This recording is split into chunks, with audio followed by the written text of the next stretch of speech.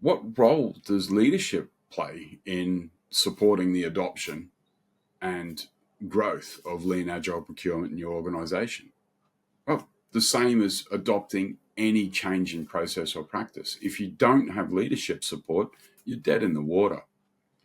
I've seen a number of times where people at the coalface have tried to bring in some agile practices and it gets stymied or stopped by the system around them.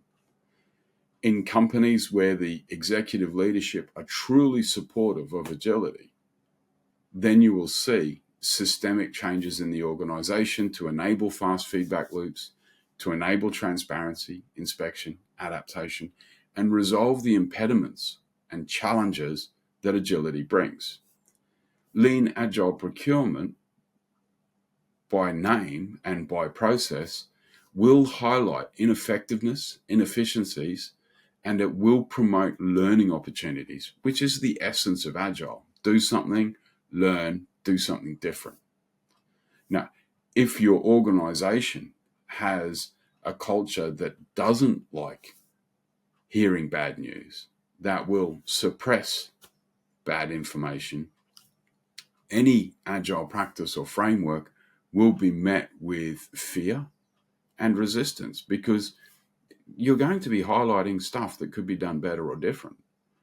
Now, if your leadership support a learning culture, that means that when things go wrong and don't work out well, we'll be open to change because we've learned something. Hey, that didn't work so well. Let's try something different. Can we put that feedback loop in? Can I support you? Can I make this pain go away? Oh, wow, we've just unearthed where we've misspent $2.5 million. How can we stop that recurring? Can we recover that $2.5 million?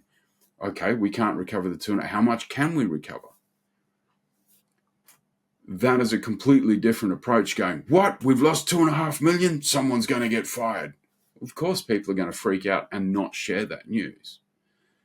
When your leadership engage in this stuff, as leaders, when we communicate, it's okay to get things wrong, provided you don't get it wrong multiple times. That's a super positive. And it's the leader's job to make big calls. And so big calls will manage the risk and contain the boundaries within which we as team members would be able to experiment.